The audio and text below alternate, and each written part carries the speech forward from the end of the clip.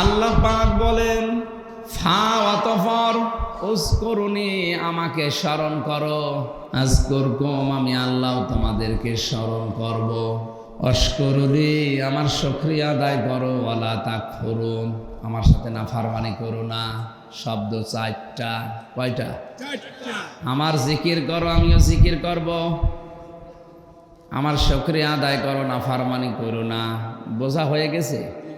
তাহলে এবার মোনাজাত করে দিলাম। প্রথম শব্দের দিকে খেয়াল করেন, ফা। আল্লাহ পাক বলেন ফাযকুরুনি, অতঃপর আমাকে স্মরণ করো। জাল কাফর জিকির, এই শব্দটা নিয়ে বাংলাদেশ, ভারত আর পাকিস্তান, এই তিন দেশে ভেজাল চলছে। যত ঝামেলা এই তিনটা দেশে, বিশ্বের কয়েকটা দেশে গিয়ে আমি এগুলো এত বেশি পাইনি। মালদ্বীপে এটা নিয়ে সমস্যা নেই, সৌদি আরবে অত ঝামেলা নেই, বাহরাইনে অত ঝামেলা পাইনি, শুধু ঝামেলা পেয়েছি এই ভারতে, পাকিস্তানে আর আমাদের দেশে।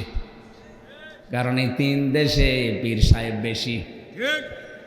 পীর খারাপ না, পীর মানে ওস্তাদ, শিক্ষক, মুআল্লিম, যাই বলেন, টিচার। আপনি যেটা জানেন না ওনার কাছে জেনে নেবেন, এতটুকু কথা বুঝতেছে? যেটা জানেন না যে জানে, ফাসালু আহলা যিকরি ইন কুনতুম লা তা'লামুন, যেটা জানো না যারা জানে তাদের কাছে জেনে নাও। পৃথিবীতে এমন কোনো জিনিস নেই যেটা কোরআনে কারিমে আল্লাহ দেয়নি। কথা বলেন না কেন? একজন বলছে হুজুর রুটি কিভাবে বানানো লাগবে, এটা কোরআনে কোন জায়গায় আছে? হ্যাঁ, এটাও আছে। আছে কই? দাসে বলে এটা আছে ইনডাইরেক্ট ভাবে। এই যে ফাসালু আহলা যিকরি ইন কুনতুম লা তা'লামুন, তোমরা যেটা জানো না যারা জানে তাদের কাছে জেনে নাও। যে লোকটা রুটি বানাতে জানে, কতটুকু খামির করলে, আটা দিলে, পানি দিলে, কতটুকু কি দিলে রুটি বানানো যায়, ওর কাছে জিজ্ঞাসা করে। পৃথিবীর এমন কোন জিনিস নেই যা আল্লাহ কোরআনে দেয়নি। মা ফাররাতনা ফিল কিতাবি মিন শাই, সব কিছুর বর্ণনা আমার আল্লাহ খোলাখুলি কোরআনে দিয়েছেন, কোনো জিনিস বাদ দেননি। জোরে বলে সুবহানাল্লাহ। জিকির শব্দটা যেহেতু পৃথিবীর একটা প্রচলিত, বহুল আলোচিত শব্দ, মানুষ ভালো হওয়ার নিয়তে দরবারেই বেশি যায়, আর এখান থেকে প্রথমে যেটা দেওয়া হয় তার নাম জিকির। এই শব্দটা নিয়ে যেহেতু ভেজাল বেশি, এই জন্য আমরা নিরসন করব। পড়া কোরআন শরীফ পড়ে আমি যতটুকু পেয়েছি, আমি সারাটা জীবনে আমার এই 33 বছর বয়স পর্যন্ত এখন প্রায় কোরআনের ওপরেই চলছে। আর এই 3টা বছর তো অন্ধকারে থেকে শুধু এইটা ছাড়া আর কিছু পড়তে পারিনি। যতটুকু আমি কোরআনের উপরে পড়াশোনা করেছি, পড়া কোরআনে তাফসীর অনুযায়ী আমি পেয়েছি জিকিরের অর্থ প্রধানত 5টা। কয়টা? 5টা। জিকির শব্দের প্রথম অর্থ হয় কোরআন। আল্লাহ পাক দলিল দিয়েছেন, ইন্না নাহানু নাযালনা যিকরা ওয়া ইন্না লাহু লাহাফিজুন। সূরা হিজরের 9 নম্বর আয়াতে আল্লাহ বলেন, অবশ্যই এই জিকির, এই কোরআন আমি আল্লাহ নাজিল করেছি, আর এর হেফাজতের দায়িত্ব আমি আল্লাহ নিজে নিয়েছি। জিকিরের অর্থ কোরআন। এই আয়াত দিয়ে যেটা প্রমাণ হয়, বাংলাদেশে যে বামগুলো উল্টাপাল্টা চিন্তা ভাবনা করে শিক্ষা ব্যবস্থা থেকে কোরআনের অনেক কিছু বাদ দিয়ে নতুন নতুন বিষয় ঢোকাতে চাচ্ছেন, কিয়ামতের আগে দেশের মানুষ এটা মেনে নেবে না। এদের বেসিক ঠিক আছে, আপনি আর যাই বলেন, সকালবেলা ওঠার পরে অন্য কিছু না করুক, অন্তত আলিফ বা তাসা আলহামদুলিল্লাহি রাব্বিল আলামিন এগুলো মা বাবার কাছে 100 ভাগের 70 ভাগ মানুষেরা পড়ে। নাস্তিক, মোরতাদ, রাম আর বাম এদেশে বেশি না, হাতে গোনা কয়েকজন। এরাই শুধু ছাগলের 3 নাম্বার বাচ্চার মতো লাফায়। মানুষ তো পেছনে নেই। মিডিয়াগুলো শুধু ওদের হাতে থাকার কারণে আমরা মার খেয়ে যাচ্ছি। আমাদের উচিত হবে এদেশে কোরআনে কারিম প্রচার করার জন্য বিভিন্ন মিডিয়া ব্যবহার করা। আল্লাহ পাক সূরা আনফালের ভেতরে জানিয়েছেন, হে নবী, ওরা ইসলাম ধ্বংস করার জন্য যেটা হাতে নেয় আপনি উল্টিয়ে ওইটা ইসলামের পক্ষে কাজে লাগান। আজ তামাম দুনিয়ায় ইসলাম পন্থীদেরকে, ইসলামকে কালার করার জন্য রাম আর বামগুলো হাতে নিয়েছে মিডিয়া। কথা বলেন, সাদাকে কালো করার জন্য ব্যবহার করা হয় মিডিয়া, পত্রিকা। এই জন্য এটা হাতে নেওয়া লাগবে আমাদের। যে যেখান থেকে পারেন এ বিষয়ে তাকে অগ্রসর হওয়া লাগবে। ছেলেকে শুধু নামের আগে মাওলানা, মুফতি, মুহাদ্দিস লেখা দেখে শেষ করে দেওয়া দরকার নেই। তাকে আপনি ইঞ্জিনিয়ার বানাবেন আলেম বানানোর পর, তাকে বৈজ্ঞানিক বানান, বিশ্ববিদ্যালয়ের টিচার বানিয়ে দেন। আজ বাংলাদেশে ডক্টর ফয়জুল হকের মতো টিচার কম। কি কথা বলেন না কেন? ডাক্তার শাহিন জাদ্দার ফরিদপুরে, এরকম ডাক্তার আমাদের নেই। ডাক্তার ফাতেমা সিদ্দিকা রাজশাহী, এরকম ডাক্তার আমাদের হাতে নেই। আমরা বানিয়ে রেখেছি হাফেজ, মাওলানা, মুফতি। কি হবে ওরে দিয়ে? ওটা হবে মাস্ট বি হওয়ার পাশাপাশি আপনার ছেলেকে মেয়েকে আপনি ডাক্তার বানাবেন, কারণ এই বিভাগটা এরা আমার বামরা নষ্ট করে ফেলেছে। ভালো বউ নিয়ে যাবেন, নরমালে চেষ্টা না করে এমন এমন কায়দা কৌশল দেখাবে, বাধ্য হয়ে শেষে সিজার করা লাগে। কথা বলে না কেন? পৃথিবীতে কোনো কুকুর সিজার করে বাচ্চা হয়েছে আপনি পেয়েছেন? আরো আসতে বলেন। এখানে শুধু এইটা বাদ দিয়ে আমার মনে হয় স্টেজে একটার মা কেউ সিজার করা লাগে নাই।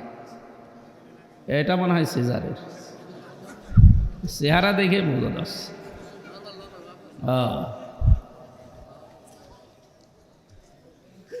বলেন তো, স্টেজে এতগুলো মানুষ বসে আছে, এরাও তো জন্ম নিয়েছে দুনিয়া, এদের একটার মাকেও সিজার করা লাগলো না।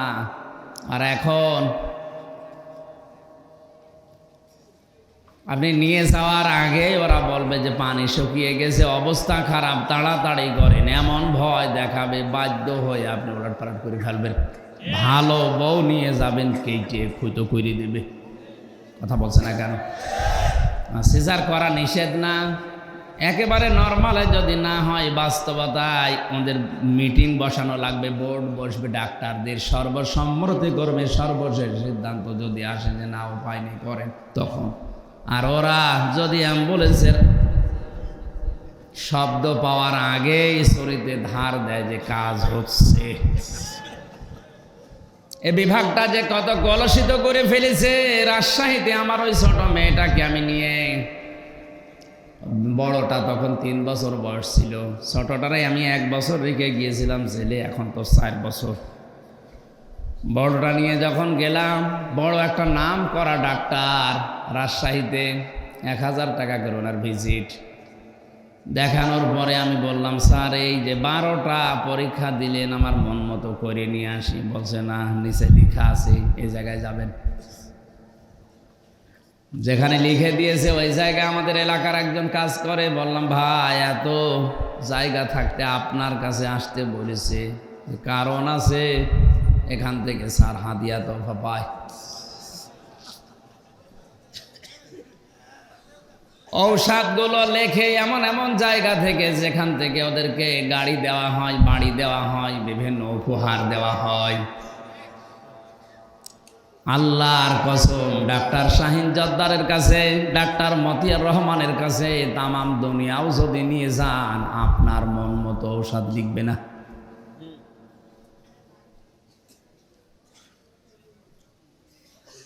এই জন্য আমাদের উচিত হচ্ছে পরবর্তী প্রজন্ম যারা আসবে, এই মানুষগুলোকে এমন এমন জায়গায় তুলে দেওয়া। ডিসি দরকার আমাদের, এসপি দরকার আমাদের, ডিআইজি দরকার। কথা বলেন না কেন? এই জায়গাগুলোতে আজ আমরা দুনিয়ার কাজ মনে করে ছেড়ে দিয়েছি, জমিনটা ফাঁকা পেয়ে জালেমরা মন মতো চালাচ্ছে। অথচ আল্লাহ কোরআনে কারিমে বলে জানিয়েছেন, ইন্নী জাইলুম ফিল আরদি খলিফা, অবশ্যই আমি তোমাদেরকে পাঠিয়েছি জমিনের খলিফা করে। কোন জায়গায়?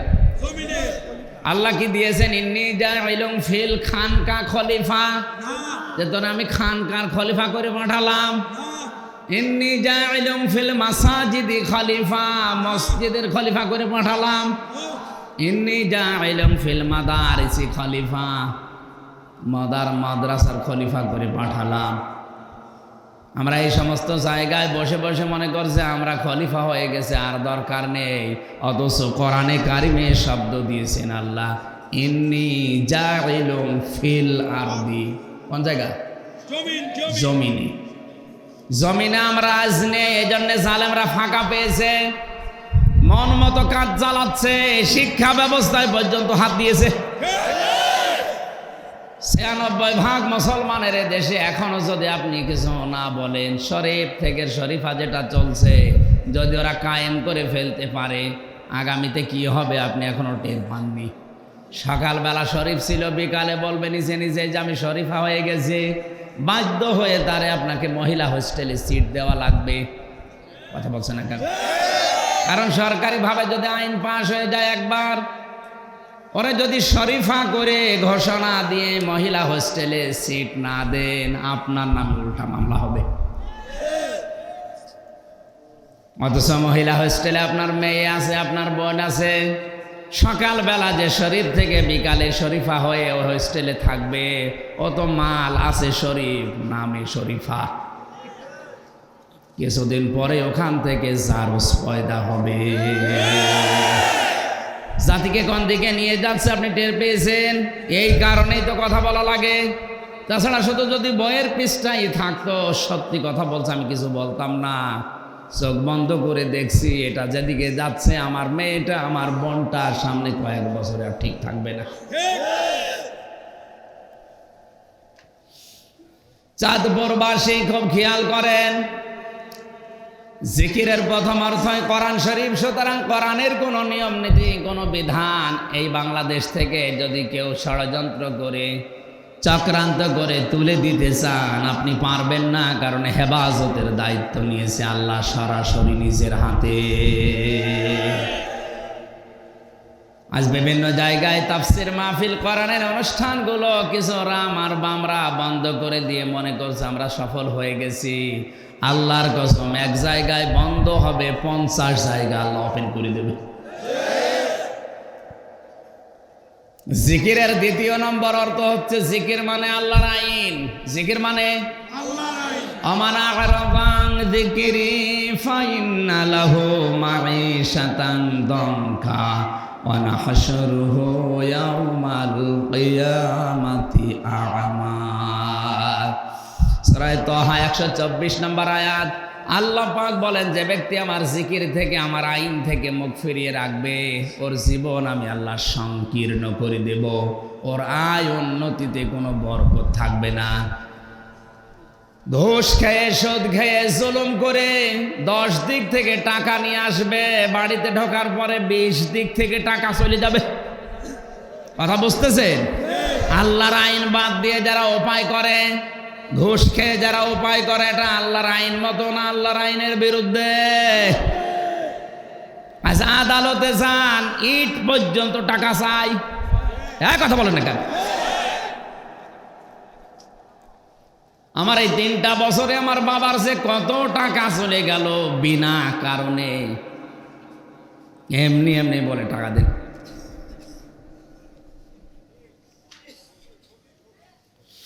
বাস্তবতায় বলছে, আল্লাহর আইনের বিরুদ্ধে যারা অবস্থান নিয়ে টাকা পয়সার মালিক হচ্ছেন, আল্লাহর কসমে টাকা তো আপনি ভোগ করে যেতে পারবেন না।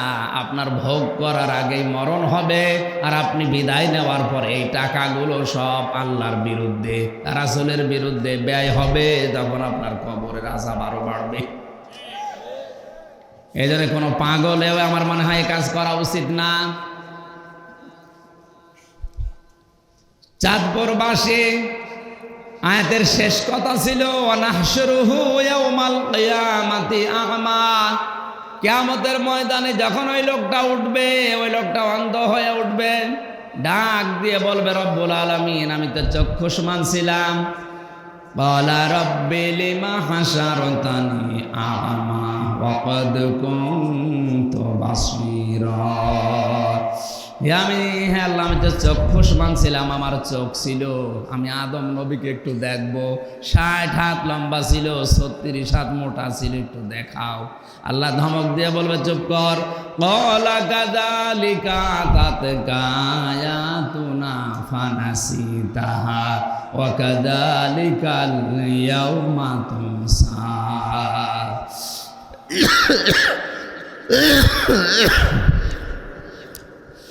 হে বান্দা, এভাবেই তোর কাছে আমার আইনগুলো, আমার জিকির, আমার আয়াতগুলো গিয়েছিল, জানার পরেও যেভাবে না জানার ভান করেছিলে, আজকের ময়দানে আমি আল্লাহ তোকে ওইভাবে ভুলে গেলাম। তাফসিরে আমি পেয়েছি, কিয়ামতের ময়দান আল্লাহ ধমক দিয়ে বলবে, বান্দা, হামজা নামে যে আমার একটা বান্দা ছিল, হাজেরা নামে আমার একটা বান্দি ছিল, কোনোদিন আমি আরে নাম আমার কুদরতি মুখে উচ্চারণ করব না। কথার ওজন কত আপনি এখনো টের পাননি? কিয়ামতের ওই কঠিন ময়দানে আল্লাহ তো শুধু ভুলেই যাবে তা না, কোনো দিন আমার নামটা আল্লাহর কুদরতি জবানে আর উচ্চারণ করবে না। যে হামজা নামে, হাজিরা নামে আমার বান্দা বান্দি ছিল, কোনোদিন আল্লাহর বলবে না। জোরে বলেন নাউজুবিল্লাহ। তাহলে জিকির মানে আল্লাহর আইন, আল্লাহর বিধান।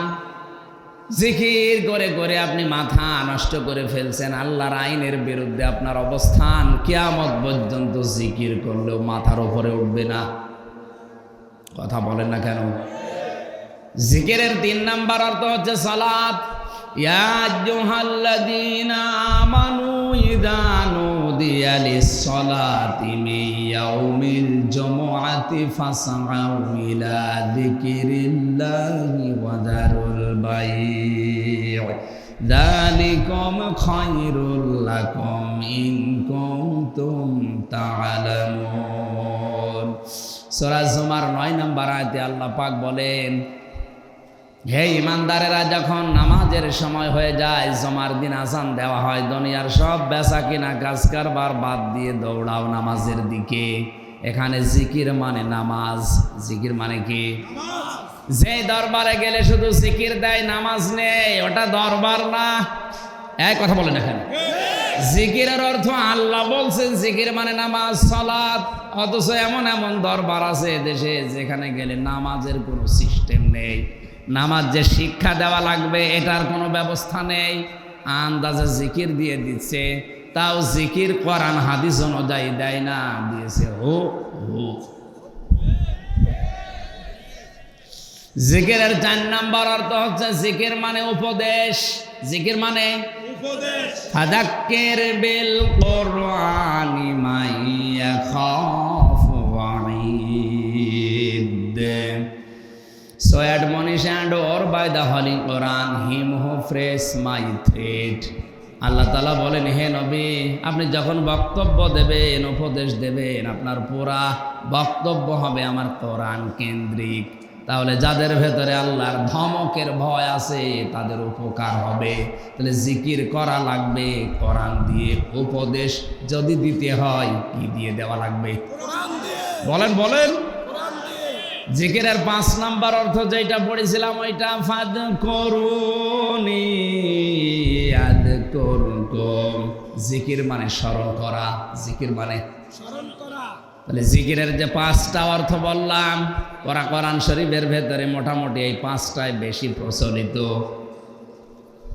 এখন আল্লাহ যেহেতু জানিয়েছে আমাকে স্মরণ করো, আমিও স্মরণ করি, তাহলে আমরা একটু স্মরণ করি। আমরা যদি বলি আল্লাহু আল্লাহু, আল্লাহ বসে বসে মনে হয় বলবে বান্দাহু বান্দাহু। কথা বলে না। এতক্ষণ তো কোরআনে কারীম থেকে জিকির শুনিয়েছি। হাদিসে জিকিরের অর্থ আছে 99টা। কয়টা? আপনারা আছেন তো ময়দানে? জিকির করেছিলেন হযরত ইউসুফ আলাইহিস সালাম। হযরত ইউসুফ নবীকে যখন 10টা তালাবদ্ধ করে ঘরের ভেতরে জুলাইখা নিয়ে নিজেদের শরীরের সব কিছু খুলে উলট পালট করে বসে আছে, হযরত ইউসুফ কিন্তু ওই সময় জিকির করেছিলেন। কথা বলেন না কেন? তিনি জিকির করেননি? আজও আমাদের জীবনে যদি এরকম চরিত্রের মহা দুর্যোগ নেমে আসে, যেটা আসতেছে মোবাইলে, কম্পিউটারে, বিভিন্ন কায়দায়, এই জায়গায়ও জিকির করা লাগবে, স্মরণ করা লাগবে ইউসুফ নবীর মতো। এর নাম জিকির। এর নাম কি? আন্দাজে বসে বসে জিকির করছে। জিকির করেছিলেন হযরত ইব্রাহিম আলাইহিস সালাম। আগুনের ভেতরে যখন তাকে ফেলে দিচ্ছিল, হযরত ইব্রাহিম নবী আলাইহিস সালাম তাকিয়ে দেখলেন যে চড়ক গাছ গড়িয়ে তাকে ফেলবে, ওই গাছের গোড়া ধরে আছে তার বাবা আজর। চোখের পানি ফেলে দিয়ে বলে, রব্বুল আলামিন, দুনিয়ায় মানুষ বিপদে পড়লে বাবার কাছে যায়, অথচ আমি লক্ষ্য করে দেখি আমারে আগুনে ফেলার জন্য আমার বাবা আগের লাইনে দাঁড়িয়ে আছে। আমি এই মুহূর্তে তোমার জিকির আরম্ভ করছি। আল্লাহ, তুমি যদি চাও আমি আগুনে পুড়ে মারা যাই, তোমার জন্য আমি 100 বার পড়তে রাজি আছি। আল্লাহ রাব্বুল আলামিন সঙ্গে সঙ্গে কোরআনে কারীম হযরত ইউসুফ ইব্রাহিম নবীর উপরে নোটিশ জারি করেছিলেন। কোরআনে আল্লাহটা কোড করে দিয়েছেন, কুলনা ইয়া নারু কুনি বারদাও ওয়া সালামান আলা ইব্রাহিম। হে আগুন, তুমি আমার ইব্রাহিমের জন্য শুধু ঠান্ডা এরকম না, সালামান, শান্তিদায়ক হয়ে যাও। তাফসিরে মুফাসসির লিখেছেন, আল্লাহ পাক যদি আয়াতের মাঝে সালামান শব্দ না দিতেন, আগুন এত বেশি, যেহেতু বারদান প্রথম শব্দটা, এত বেশি ঠান্ডা হয়ে যেত, তখন আবার গরম করার জন্য লেপ তোষক লাগতো। সালামান শব্দ যদি না দিতেন তাহলে এত বেশি গরম হয়ে থাকতো, তখন আবার পাখা লাগতো, ফ্যান লাগতো ঠান্ডা করার জন্যে। সালামান দিয়ে আল্লাহ এয়ার কন্ডিশন বানিয়ে দিয়েছেন, নয় ঠান্ডা নয় গরম, ফেব্রুয়ারি মাসের মতো। জোরে বলেন সুবহানাল্লাহ। ইব্রাহিম নবী জিকির করেছেন যেখানে আল্লাহকে পেয়েছেন সেখানে। আর আসতে বলেন। হযরত ইউসুফ জিকির করেছেন যেখানে আল্লাহকে পেয়েছেন। আলাকাদ হাম্মাত বিহি ওয়া হাম্মা বিহা লাউলা বুরহানা রাব্বি। জুলাইখা যেমন কাপড় চোপড় সব খুলে জেনা করার জন্য রাজি হয়ে গিয়েছিল, ইউসুফ নবীও রাজি হয়ে গিয়েছিল না? মানে আপনি শব্দের দিকে তাকান, আলাকাদ হাম্মাত বিহি ওয়া হাম্মা বিহা। ইউসুফ নবী যেমন রাজি ছিল, জুলাইখাও রাজি হয়ে গিয়েছিল। কি বাংলা অর্থ এটাই হয়। আপনি যারা মুফাসসির আছে জিজ্ঞেস করেন।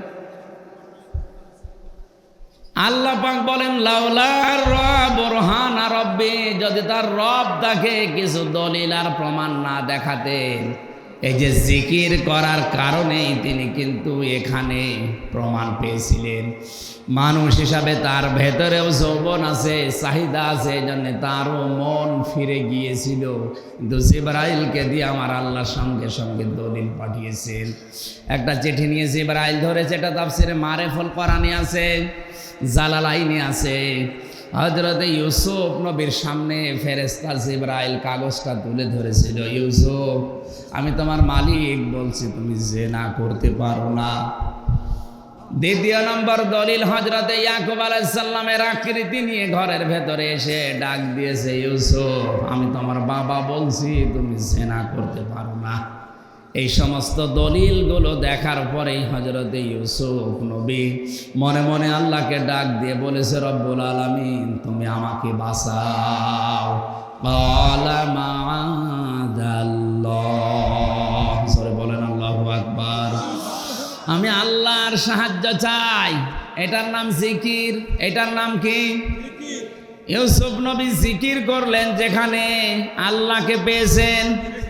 আর আমরা জিকির করতে করতে মুখ দিয়ে ফেনা উঠে যাচ্ছে, আল্লাহর কোনো খবর নেই। তাহলে মানে জিকির আমাদের হচ্ছে না। এরকম 99টা তাফসিরের ভেতরে হাদিসের কিতাবে আমি পেয়েছি জিকির এইভাবে করা দরকার। পৃথিবীর এমন কোনো জায়গা নেই যেখানে জিকির নেই।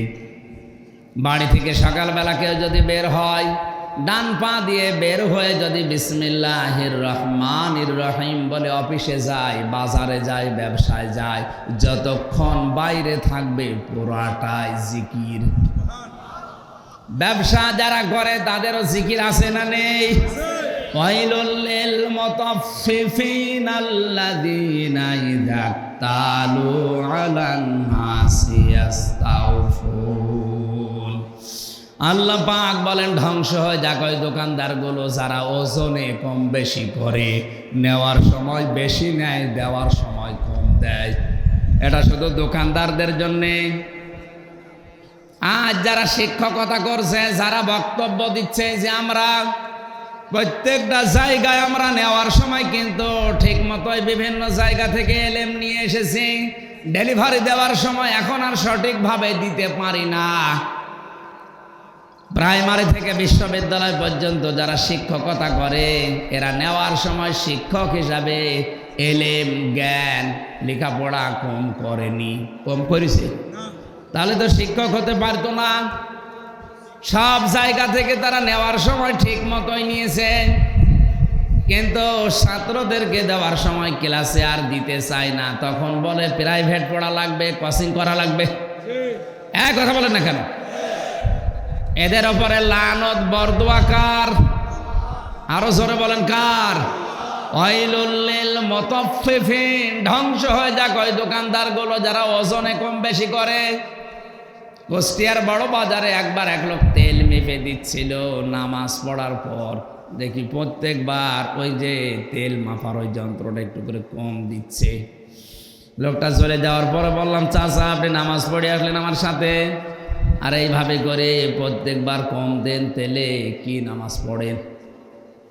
আমারে ধমক দিয়ে বলছে, বেশি বোঝো।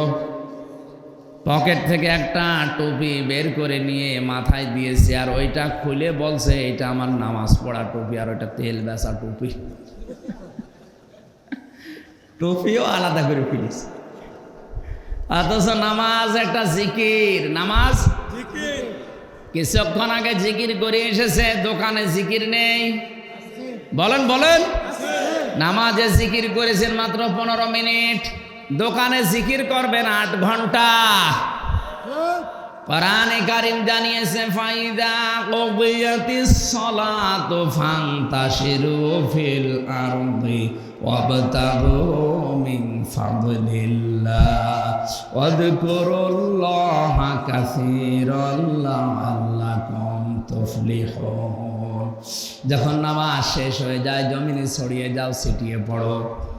তাহলে আয়াতের শিক্ষা কি? নামাজ শেষ হয়ে গেলে মসজিদে আর বসে থাকার দরকার নাই। আরো জোরে বলেন। কত মানুষ করে, কোথায় পেয়েছেন ভণ্ডামি আপনি? আমার দাদা জেলখানায় থাকতে মারা গেছেন। একটা গল্প বলতো, এক সময় এক এলাকায় কারেন্ট নেই, বিদ্যুৎ নেই, শুধু মসজিদে যে সোলার দিয়ে বিদ্যুৎ সৃষ্টি করে ওরা ফ্যান চালায়। কিছু গরিব মানুষ নামাজ পড়ে না, মুয়াজ্জিনকে ডাক দিয়ে বলছে, ভাই আমরা নামাজ পড়ি না ঠিক আছে, কিন্তু এশার নামাজ হয়ে গেলে আপনি যখন মসজিদে তালা লাগিয়ে যান, চাবি আমাদের দিয়ে যাবেন। আমরা নামাজ পড়বো না, কিন্তু রাতের বেলা মসজিদে ফ্যান ছেড়ে দিয়ে ঘুমাবো। মুয়াজ্জিন বলছে, কি বলো? এটা আমি করতে পারি, কিন্তু আমার মাসে মাসে টাকা দেওয়া লাগবে। ওরা বলছে ঠিক আছে। টাকা দিয়ে মুয়াজ্জিন রাজি করে নামাজ পড়ে না, এশার নামাজ পড়ে সব বাড়ি চলে যায়। তখন ওই 4 জন আসে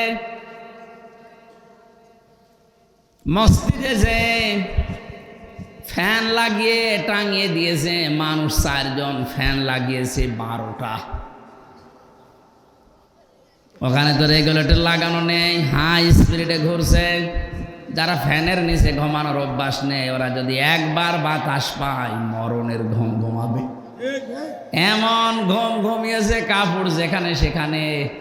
মুয়াজ্জিন সকালবেলা এসে তাকিয়ে দেখে, নাউজুবিল্লাহ, ওদের মাঝখানে দাঁড়িয়ে চিৎকার করছে, এই মসজিদে থাকা হারাম। ওরা বলছে কিসের হারাম? মসজিদে যে থাকা হারাম, দলিল কই? দলিল লাগবে না, বিনা দলিলে হারাম। নামাজের পরে মসজিদে থাকা ঠিক না, অথচ আজ বাংলাদেশের কালচারই হয়ে গেছে। নামাজের পরে বসে বসে উনি মেয়ে বিয়ে দেবে, ধানের চারা লাগাবে, কার সাথে ছেলে বেরিয়ে গেছে এই নিয়ে গল্প করছে।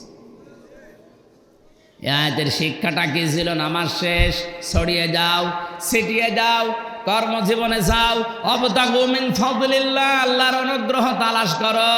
আয়াতের দিকে খেয়াল করেন, যতক্ষণ নামাজ পড়বেন ততক্ষণ জিকিরের কথা এখানে নেই। এই জন্য কুদিয়াতিস সালাতের আগে জিকির শব্দ নেই, কিন্তু অবতাগু মিন ফাদলিল্লাহর আগে আল্লাহ ওয়াজকুরুল্লাহ কাসীরা দিয়েছেন। কর্মজীবনে যে আল্লাহকে স্মরণ করো, যেমন তেমন না, কাসীরা, কলিলা না, কাসীরা, বেশি বেশি স্মরণ করা লাগবে। তাহলে কর্মজীবনে যে বেশি স্মরণ করা মানে শুধু দোকানে বসে বসে সুবহানাল্লাহ সুবহানাল্লাহ সুবহানাল্লাহ পড়বেন। ওখানে যেন ওজনে কম বেশি না হয়, খাদ্যে ভেজাল দেওয়া না হয়, মানুষকে ঠকানো না হয়।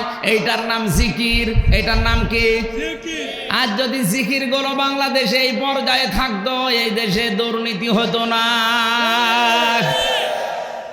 মাস্টার্সের সার্টিফিকেট নিয়ে আসতে গিয়েছিলাম ভার্সিটিতে, এত বড় বড় দাড়ি রেখে জোব বাগায় দিয়ে জিকির করতে বসে বসে বললাম, স্যার একটু সই করে দিন। আমার বলছে, আমির হামজা তাড়াতাড়ি করো। বলছে, স্যার আমি তো তাড়াতাড়ি করছি। কিছুক্ষণ পরে বলছে, তাড়াতাড়ি করো, আমি জোহরের নামাজে জামাত ধরবো। স্যার আমি তো তাড়াতাড়ি করছি। মাথা নিচু করে বলছে, 2000 টাকা বের করো, আপনার এই জোহরের নামাজে জামাত ধরবে।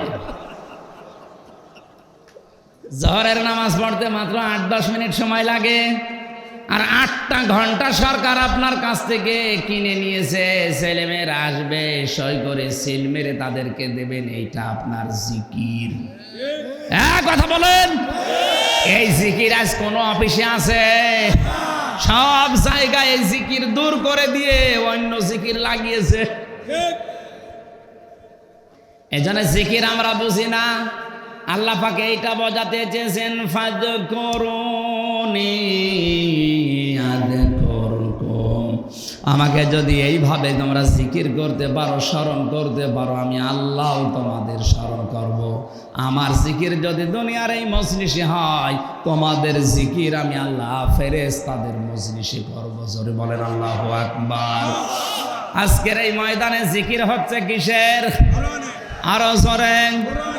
আমাদের জিকির আল্লাহ এই মুহূর্তে আরশে আজিমে তার ফেরেশতাদের নিয়ে করছে। জোরে বলেন আল্লাহু আকবার।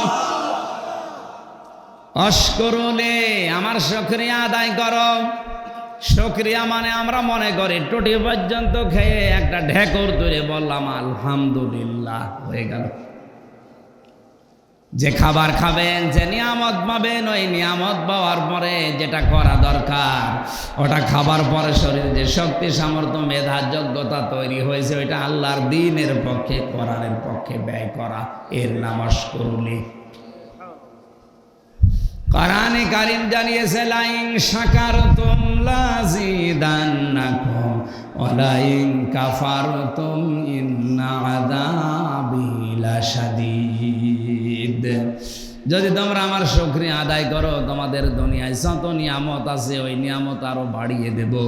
যদি না শুকরিয়া করো, কুফরি করো, ওটা কেড়ে নেব এবং আযাবের ভেতরে ফেলে দেব, যেটা এখন আমরা পাচ্ছি। নিয়ামতের শুকরিয়া আদায় করতে পারে না। এই জন্যে প্রত্যেকটা স্তরে স্তরে আজ জালেমরা বসে আমাদের উপরে জুলুম করছে। জালেমদের জন্য আমি একটা কথা ভয়ঙ্কর শোনাচ্ছি। সূরা শূরা 25 নম্বর পারা 6 নম্বর পৃষ্ঠা 13 নম্বর লাইনের 42 নম্বর আয়াত পড়া কোরআনে আমার কাছে একটা ভয়ঙ্কর মনে হয়। ইন্নামাস সাবিলু আলাল্লাযিনা ইয়াযলিমুনান নাস। আল্লাহ পাক বলেন, অবশ্যই আমি আল্লাহ মামলা দায়ের করব, অভিযোগ দায়ের করব, কেস করব তাদের বিরুদ্ধে যারা মানুষ হয়ে মানুষের উপরে জুলুম করছে, করবে। চাঁদপুরবাসী এখানে ইয়াসলিমুন আল মুসলিমুনা নেই, ইয়াসলিমুন আন নাস, এটা মজারে বর্তমান, ভবিষ্যৎ, প্রেজেন্ট, ফিউচার। বর্তমানে যারা মানুষের উপরে জুলুম করছে, তাদের অধিকার নষ্ট করছে, ভবিষ্যতেও যারা করবে বলে পরিকল্পনা নিয়েছে, এদের বিরুদ্ধে মামলা কার? আমার তো আয়াত পড়ার পরে মনে হচ্ছে বাংলাদেশে এখন হাজারো মানুষ আল্লাহর মামলার আসামি। মুসলিম শরীফের হাদিস ছিল, ইত্তাকি দাওয়াতাল মাজলুম ফাইন্নাহা লাইসা বাইনাহু ওয়া বাইনাল্লাহি হিজাব। হে পৃথিবীর মানুষেরা, তোমরা মজলুমের বরদোয়া থেকে বেঁচে থাকো, কারণ মজলুমের আর আল্লাহর ভেতরে কোনো পর্দা থাকে না, ওরা বললে এটা কবুল হয়ে যায়। বাংলাদেশ ধ্বংস করার জন্য আজ অনেক জালেম এমন জুলুম করছে, মজলুমের বরদোয়ায় এই দেশটা না জানে ধ্বংস হয়ে যায় নাকি? আপনি নিজে বাঁচতে পারবেন না, একদিকে নিজেকে দেশকে ধ্বংস করছেন, আর একদিকে মরণের পরে আপনি আল্লাহর মামলার আসামি। আজ আমরা অনেকেই নিজের ব্যক্তির উপরে, পরিবারের উপরে, সমাজের উপরে, রাষ্ট্রের উপরে, সর্বোপরি নিজের স্ত্রীর উপরে জুলুম করে। আল্লাহ আমাদেরকে আল্লাহর মামলার আসামি হওয়া থেকে যেন রক্ষা করেন, বলেন আমিন। আলা তাকফুরুন, কুফরি করা যাবে না, কারণ এমন জায়গা থেকে আমরা উঠে এসেছি যে জায়গার নামও বলা যায় না। কাইফা তাকফুরুনা বিল্লাহি ওয়া কুনতুম আমওয়াতান ফাআহইয়াকুম। আল্লাহ পাক বলেন, কেমন করে মানুষ আমার কুফরি করে, এটা তো আমারও বিশ্বাস হয় না। কাইফা শব্দটা বালাগাত মানতিক অনুযায়ী ব্যবহার করা হয়, যেটা বিশ্বাস করা যায় না এমন জায়গায়। আয়াতের প্রথমে আল্লাহ কাইফা দিয়ে এইটা জানাতে চেয়েছেন যে বান্দা আমার কুফরি করো, আমার সাথে নাফরমানি করো, আমারও বিশ্বাস হয় না। কারণ তুমি কি ছিলে? একটা নাপাক পানি থেকে আজ হামসা বানিয়েছি। তোমার নিজের পেছনের দিকে তাকালে যেটা মনে হয় যে তুমি কুফরি করবা, আমারও বিশ্বাস হয় না। যেন আমাদের উচিত হচ্ছে আমাদের পেছনের দিকে তাকানো। হালাতা আলাল ইনসানি হিনুম মিনাদ দাহরি লাম ইয়াকুন শাইআম মাযকুরা। মানুষের জীবনে এমন কি সময় যায়নি যখন সে উল্লেখ করার মতো কিছু ছিল না। আজ বাংলাদেশ সহ বিশ্বে যারা জুলুম করছেন, কুফরি করছেন, নাফরমানিতে লিপ্ত আছেন, একটু বিবেকটা খাটান, আপনি কি ছিলেন আর কোথায় যাবেন। আল্লাহ আমাদেরকে আয়াত থেকে 4টা শিক্ষা নেওয়ার তৌফিক দেন, বলেন আমিন। ইমাম ইবনে তাইমিয়া রাহমাতুল্লাহ আলাইহি তার কিতাবে লিখেছেন, 3টা গুণ যার ভেতরে আছে তাকে আলেম বলা যায়। 1 নম্বরে যে আল্লাহর কালাম নিয়ে চিন্তা ভাবনা করে, এই মানুষ আজ পৃথিবী থেকে হারিয়ে যাচ্ছে দিন দিন। এখন কোরআন নিয়ে, কোরআনের কথা নিয়ে চিন্তা ভাবনা করার মানুষ নেই বললেই চলে। আর আমাদেরও আফসোস, 96% মুসলমানের এই দেশে কোরআন নিয়ে গবেষণা করার মতো কোনো প্রতিষ্ঠান নেই। লালনের জীবনী নিয়ে গবেষণা হয়, ঠাকুরের জীবনী নিয়ে গবেষণা হয়, কোরআনে কারিমের প্রতিটি শব্দ গবেষণামূলক। 96% মুসলমানের দেশে সে ব্যবস্থায় 53 বছরেও কেউ করে দিতে পারে না। নিজ উদ্যোগে আমরা এখন থেকে কোরআনের কোনো শব্দ নিয়ে চিন্তা ভাবনা করে নতুন নতুন তথ্য পৃথিবীর মানুষকে উপহার দেওয়ার চেষ্টা করব ইনশাআল্লাহ। 2 নম্বরে যারা আল্লাহর ইবাদতে নিজেকে নিমজ্জিত রাখে। ইবাদত এটা ব্যাপক অর্থবোধক একটা শব্দ। বাংলাদেশে আমরা বিশেষ করে ইবাদত মনে করি শুধু নামাজ পড়া, রোজা রাখা আর জিকির করা। মানুষের জীবন চালাতে যেখানে যেটা লাগে ওইটা যদি আল্লাহর হুকুম রাসূলের তরিকা হয়, ওইটা ইবাদত। কথা বুঝতেছে? 3 নম্বরে আল্লাহর অসন্তুষ্টিমূলক কাজ থেকে নিজেকে যারা বাঁচিয়ে রাখে, এই 3টি গুণ যাদের ভেতরে আছে এদেরকে আলেম বলা যায়। আমরা অনেকেই হক্কানি আলেম খুঁজতে থাকি, হক্কানি দরবার খুঁজি। হক্কানি আলেম হচ্ছে তারা যাদেরকে বেশিরভাগ তিনটা জায়গায় পাওয়া যায়। এক নম্বরে জেলখানায়, কারণ পৃথিবীতে জালেমের জেলখানায় আলেমদের পাওয়া গিয়েছে, এখন যাচ্ছে, ভবিষ্যতেও যাবে। আর আমরা এমন একটা অবস্থায় আছি, বিশেষ করে আমাদের এই দেশে, ইউসুফ আলাইহিসসালাম তার ভাইরা যখন তাকে বিক্রি করে দিচ্ছিলেন, এই যে মালিক নামে যে লোকটা কুয়া থেকে পানি তোলার সময় হযরত ইউসুফ নবীকে তুলে ভাইরা যখন বিক্রি করে দিচ্ছিলেন, ওই সময় কয়েকটা দোষ তার উপরে দিয়েছিলেন। ভাইরা ডাক দিয়ে বলেছে, এই গোলামটা বিক্রি করে দিচ্ছি কারণ এ পালিয়ে যায়, এর চরিত্রের দোষ আছে, এ চুরি করে। যে সমস্ত দোষগুলো দিয়েছে ইউসুফ নবীর উপরে একটাও ঠিক না। নাকি গোলাম ছিলেন তাদের ভাই, নাকি পালিয়ে যাচ্ছিলেন, আর চরিত্র খারাপ ছিল, চেহারা খারাপ ছিল। ইন হাযা ইল্লা মালাকুম কারীম, মানুষেরা দেখে তাকে বলেছিল এটা মানুষ না, এটা ফেরেশতা। পৃথিবীতে দুইজন মানুষকে আল্লাহ সবচাইতে সৌন্দর্য বেশি দিয়েছেন, তার ভেতরে এক নম্বরে আমাদের নবী মুহাম্মদুর রাসূলুল্লাহ, আর দুই নম্বরে ছিলেন হযরত ইউসুফ। তার চেহারা দেখলে মানুষ হাতের আঙ্গুল পর্যন্ত কেটে ফেলত। হযরতে আয়েশা বলেছিলেন, মিশরের ওই নারীরা ফল কাটতে গিয়ে আঙ্গুল কেটে ফেলেছে, তারা যদি আমার স্বামী মুহাম্মদুর রাসূলুল্লাহর আসল চেহারা দেখতে পেত, কলিজা কেটে ফেলতো, টের পেত না। জানলাম এই দুনিয়ায় সবচাইতে সুন্দরতম মানুষ যারা, তার ভেতরে তিনি অন্যতম। অথচ দোষ দেওয়া হচ্ছে যতগুলো, একটাও ঠিক না। তারপরে ইউসুফ নবী চুপ ছিলেন না প্রতিবাদ করেছিলেন? না, চুপ ছিলেন। কথাগুলো বোঝার চেষ্টা করেন। এই যতগুলো দোষ তার উপরে চাপিয়েছে, এত দোষ শোনার পরেও তিনি ওই অবস্থায় চুপ, কথা বলেননি। একটাই কারণ, তিনি জানতেন এখন যদি কথা বলি, মালিক ইবনে এই লোকটা যদি চলে যায়, এরপরে ভাইরা আমাকে মেরে ফেলবে, অথবা কুয়ায় যে ফেলে দিয়েছিলাম আবার ফেলে দিবে। আমরা বাংলাদেশে ইসলামপন্থী যারা আলেম যারা ঠিক ওই অবস্থায় আছে, আমাদেরকে মারবে, আমাদের ওপরে দোষ চাপাবে, আমাদেরকে জেলে দেবে, কিচ্ছু বলা যাবে না। আমি নিচে নামতে পারলাম না, কথা বুঝতেছে? এই জন্য হাক্কানি আলেম যারা, এদেরকে এক নম্বরে জেলখানায় পাওয়া যায়। তামাম দুনিয়ায় জালেমদের জেলখানায় এখনো লক্ষ লক্ষ আলেমেরা আছে। আলজেরিয়ার কারাগারে আব্বাস মাদানেস 32 বছর জেলে। কোরআনের পাখিও 13 বছর জেল খাটার পরে বিদায় নিল। আমি ছোট মানুষ, আমার জীবন থেকেও 3টা বছর চলে গেল। 2 নম্বরে হাক্কানি আলেম পাওয়া যায় মাটির নিচে, কবরে। কোথায়? কবরে। ইমাম আবু হানিফা হাক্কানি আলেম ছিলেন না? কোথায় আছে? কবরে। ইমাম মালিক হাক্কানি আলেম ছিলেন না? কোথায় আছে? কবরে আছে। 3 নম্বরে হাক্কানি আলেম পাওয়া যায় জিহাদের ময়দানে।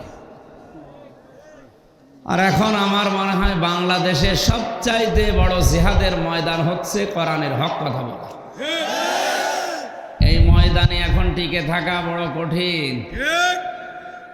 তাফসীরুল কোরআন মাহফিল বিভিন্ন জায়গায় লিখে দেয়, তাফসীরও হয় 5 রকম। সরকারি তাফসীর হয়, এরকার সরকারি তাফসীর করতে গিয়ে অনেক জীবিত মানুষদেরকেও জান্নাতি বলে ঘোষণা দিয়েছে। একটা মানুষ মরুক, এরপরে বলে তেল দিতে দিতে এমন জায়গায় পৌঁছিয়েছে, এটা সরকারি তাফসীর। 2 নম্বরে বেসরকারি তাফসীর হয়। 3 নম্বরে খানকা কেন্দ্রিক কিছু তাফসীর হয়, যদিও এইটা ওই রকম না। 4 নম্বরে নাটকীয় তাফসীর হয়, এই ব্রাহ্মণবাড়িয়া কুমিল্লা এই লাইনে। এই মঞ্চগুলো, এই মেম্বারগুলো একটা আমানত। এই আমানতটা এরা নষ্ট করে ফেলেছে। অথচ লেখা থাকে কি ওয়াজ মাহফিল, ইসালে সওয়াব, তাফসিরুল কোরআন মাহফিল। কথা বুঝতেছেন? 5 নম্বরে হয় কোরআনিক তাফসির, দরকারি তাফসির। এটা খুব কম আমরা তেলাওয়াত করেছি, যেখান থেকে যদিও পরিচিত আয়াত মনে হচ্ছে, এখান থেকে যে কথাগুলো তাফসির আকারে বলা যায় আমরা চেষ্টা চালাবো ইনশাআল্লাহ।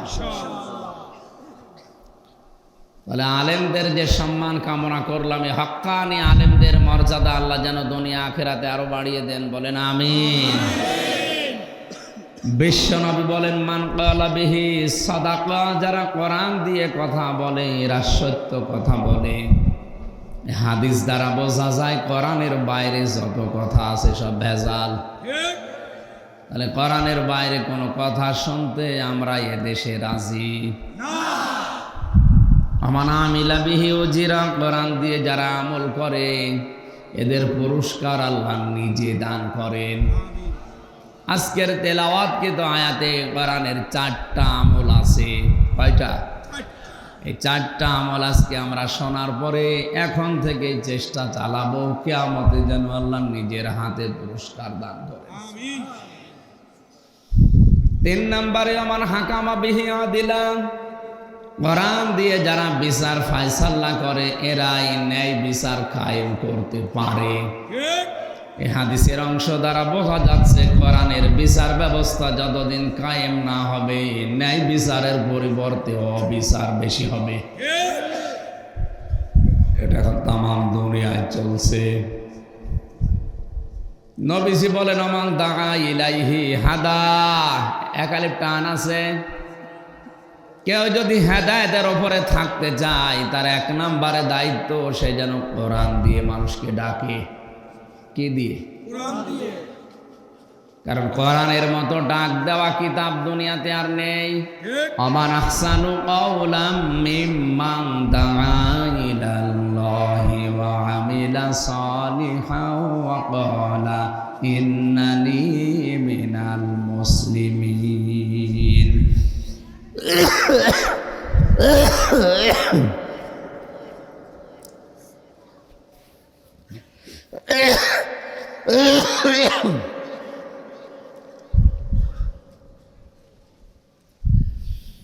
আল্লাহ পাক বলেন ওই লোকটার চাইতে উত্তম কথা দুনিয়ায় কেউ বলে না যে আল্লাহর দিকে মানুষকে ডাকে। ও আমিলা সালিহা, দুনিয়ায় ভালো ভালো কাজের আঞ্জাম দেয়।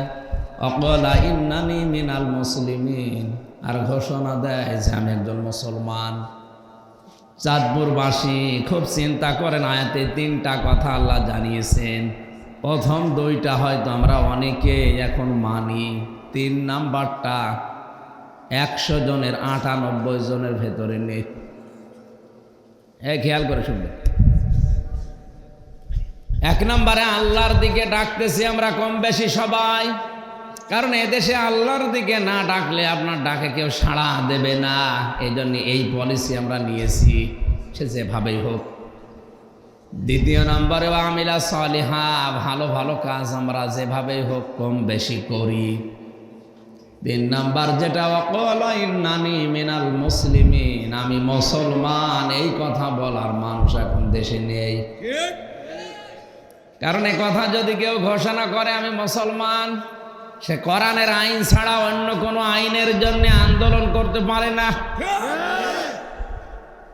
আমি এটা বানালাম না। আল্লাযীনা আমানু ইউকাতিলুনা ফি সাবিলিল্লাহ, যারা ঈমানদার এই মানুষগুলো যদি লড়াই সংগ্রাম করে ও করবে আল্লাহর রাহে, আল্লাহর রাস্তায়। আর আল্লাহর রাস্তা এই কোরআনের রাস্তা। কথা বলেন না কেন? সুতরাং বাস্তবে আমি মুসলমান এই ঘোষণা দেওয়ার মতো মানুষ যদি 96% মুসলমান না 51% তৈরি হয়ে যেত, এ দেশে কোরআনের আইন 53 বছর আগে কায়েম হয়ে যেত। হ্যাঁ, মুসলমান আছে 96% ওই আদমশুমারিতে, আর ওই আগা কাটা আছে কি অনেকেই মনে করে যে আগা কেটে দিলেই মনে হয় মানুষ মুসলমান হয়ে যায়। এটা কাটলে যদি মানুষ মুসলমান হয় তাহলে ছাগল কি ছাগলে মুসলমান কেন?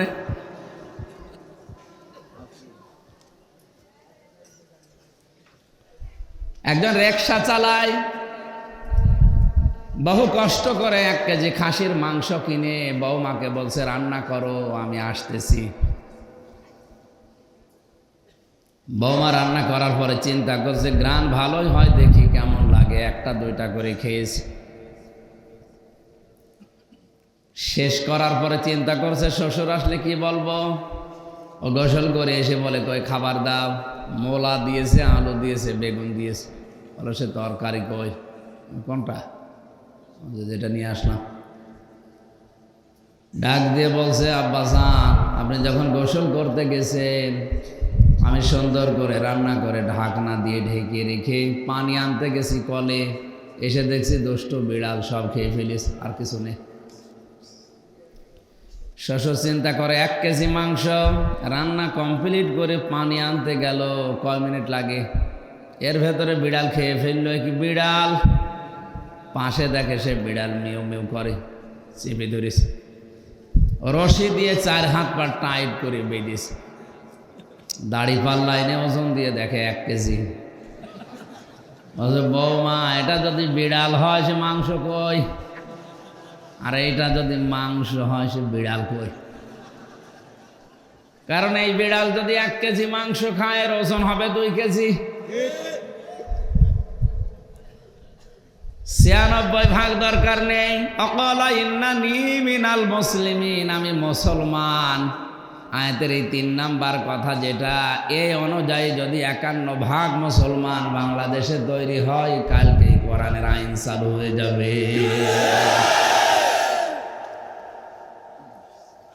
এই জন্য আমি যদি হেদায়েতের ওপরে থাকতে চাই আমাকে ডাকা লাগবে কি দিয়ে? বলেন। এই জন্য জীবনের ওপরে ঝুঁকি নিয়ে হলো আমরা ডাক দেই, কারণ আমি হেদায়েতের ওপরে থাকতে চাই। অমান দাআ ইলাইহি হাদা ফাকাদ হুদিয়া ইলা সিরাতিম মুস্তাকিম। নবীজি বলেন কেউ যদি কোরআনের ডাকে সত্যিই সাড়া দিতে পারে, মহান আল্লাহ তাকেও সিরাতে মুস্তাকিম নসিব করে দেয়।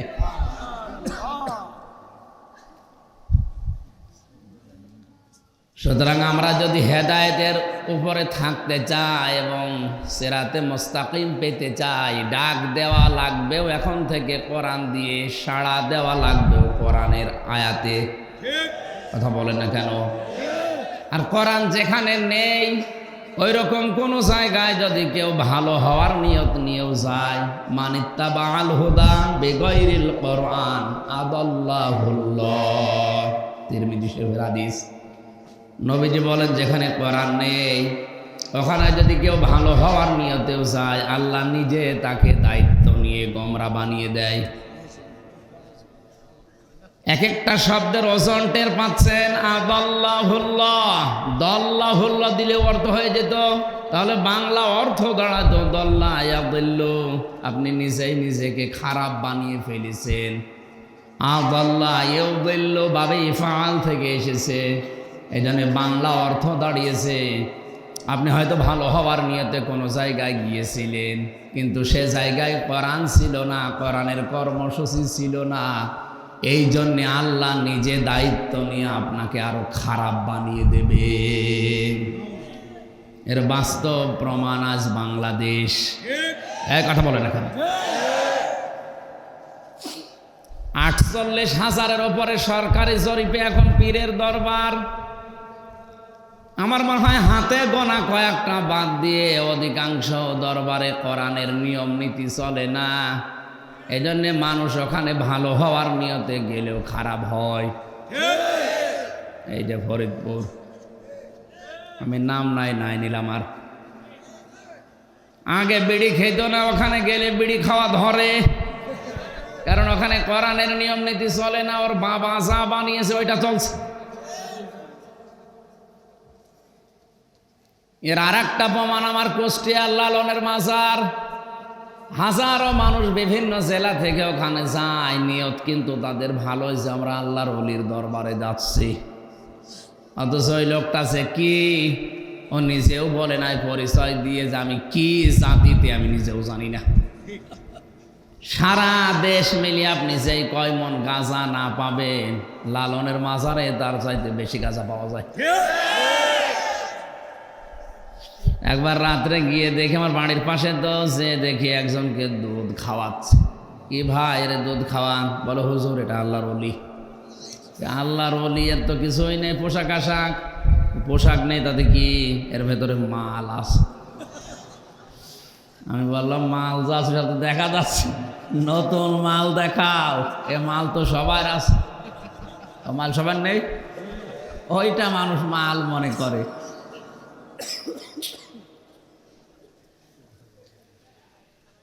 আমি হাসির খোরাকি দেয়নি, চিন্তা ভাবনা করেন। আব্দুল্লাহ ভুল্লাহ, কোরআন যেখানে নেই ওখানে গেলে খারাপ বানিয়ে দেবে কে? আরো জোরে কে? হেদায়েত দেওয়ার মালিক একমাত্র আমির হামজা। সুতরাং আজকের এই ময়দান থেকে সারা রাত জেগে লাভ নেই, সিদ্ধান্ত নিয়ে বাড়ি যাওয়া লাগবে। যেই দরবারে কোরআন নেই, কোরআনের কর্মসূচি নেই, ওখানে আমি যাব না। যদি যাই আমাকে গোমরা বানিয়ে দেবে কে? যে রাজনৈতিক দলে কোরআন নেই, কোরআনের কর্মসূচি নেই, ওই দল যদি আমার বাবাও প্রতিষ্ঠাতা হয়, ওই দলে আমি যাব না। ওখানে থাকলে গোমরা বানাবে কে? ওয়াজ তো হয়ে গেছে, আর ওয়াজ করা লাগবে? এর ওপর আবার ওয়াজ আছে কি? কোরআন যেখানে নেই ওখানে নেই, তাহলে এই দেশে একটা দল ছাড়া আর দল থাকার কথা না। কথা বলেন।